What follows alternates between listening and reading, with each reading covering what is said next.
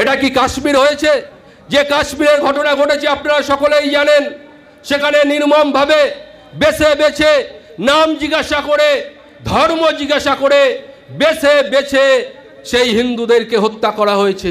হিন্দুদেরকে না, যারা নন মুসলিম, সেখানে খ্রিস্টানে হত্যা হয়েছে একজন শোনা যাচ্ছে। তো যাই হোক, সেখানে বেছে বেছে ধর্ম জিজ্ঞাসা করে সেখানে কিন্তু খুন করা হয়েছে। আর এই সমস্ত জেহাদি নেতা, এই যে হুমায়ুন কবির যিনি বলেছেন যে হিন্দুদের কেটে গঙ্গায় ভাসিয়ে দেবেন, এরা জেহাদি, এরা সন্ত্রাসী।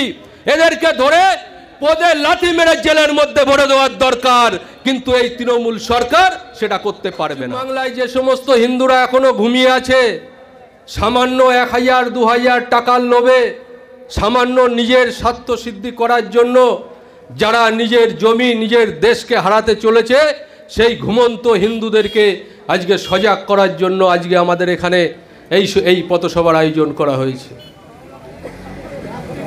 আজকে আমাদের এই যে মাটি, এই যে দেশ, এই যে রাজ্য, আমাদের বাঙালি হিন্দুদের জন্য যে রাজ্য গঠিত হয়েছিল ভারতবর্ষে, এই পশ্চিমবঙ্গ, যেটা গঠন করার জন্য শ্যামাপ্রসাদ মুখোপাধ্যায় আমাদের পার্টির যিনি জনক, তিনি এই দলটি প্রতিষ্ঠা করেছিলেন। এই রাজ্যটা প্রতিষ্ঠা করেছিলেন, অনেক লড়াই তিনি লড়েছিলেন। সেই সময় সেই কংগ্রেসদের সাথে, সেই মুসলিম লীগের সাথে অনেক লড়াই লড়ে এই যে বাংলাদেশ থেকে এই অংশটুকু নিয়ে বাঙালি হিন্দুদের জন্য, যে যারা বাঙালি হিন্দু ধর্ম অবলম্বী, বাংলায় কথা বলে, বাংলা সংস্কৃতি নিয়ে যারা বেঁচে থাকে, তাদের জন্য এই জায়গাটা রেখেছিল। আজকে এই জায়গায় কি আজকে আমরা হিন্দুরা সুরক্ষিত? আজকে আমরা হিন্দুরা সুরক্ষিত? এই প্রশ্ন আজকে করার সময় এসেছে, আর এর উত্তর খোঁজার সময় এসে গেছে। এই বাংলার একটা জেলা, যে জেলায় হিন্দুরা 30% হয়ে আছে, আর মুসলমান সেখানে 70%, অর্থাৎ হিন্দুরা সেখানে সংখ্যালঘু আর মুসলমান সেখানে সংখ্যাগুরু। সেই জায়গার তৃণমূলের নেতা এমএলএ তিনি বলছেন যে এখানে 30% হিন্দু আছে, আমরা ইচ্ছে করলে এদেরকে কেটে ভাগীরথীর জলে ভাসিয়ে দিতে পারি। এত বড় ক্ষমতা, এত বড় কথা।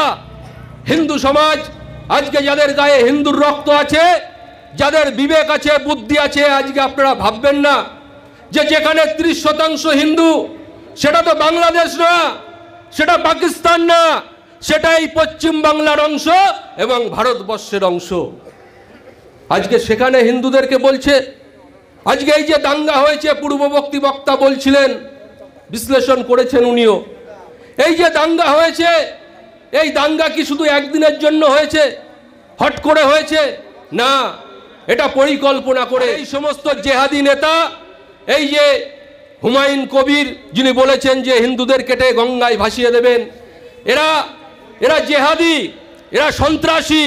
এদেরকে ধরে পদে লাথি মেরে জেলের মধ্যে ভরে দেওয়ার দরকার, কিন্তু এই তৃণমূল সরকার সেটা করতে পারবে না। কারণ এরা তোষণের রাজনীতি করছে।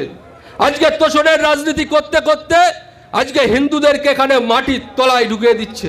আজকে হিন্দুরা ঘর ছেড়ে অন্য জায়গায় গিয়েছে, আশ্রয় নিয়েছে, সেখানে রেখে তাদেরকে খাওয়ানো হচ্ছে। ভাবতে পারা যায়? এই বাংলায়, ভারতবর্ষের বুকে, বাংলার বুকে আজকে এই পরিস্থিতি হিন্দুদের জন্য। আপনারা ভাববেন না কাশ্মীর হয়েছে? যে কাশ্মীরের ঘটনা ঘটেছে আপনারা সকলেই জানেন। সেখানে নির্মমভাবে বেছে বেছে নাম জিজ্ঞাসা করে, ধর্ম জিজ্ঞাসা করে বেছে বেছে সেই হিন্দুদেরকে হত্যা করা হয়েছে। হিন্দুদেরকে না, যারা নন মুসলিম, সেখানে খ্রিস্টানে হত্যা হয়েছে একজন শোনা যাচ্ছে। তো যাই হোক, সেখানে বেছে বেছে ধর্ম জিজ্ঞাসা করে সেখানে কিন্তু খুন করা হয়েছে।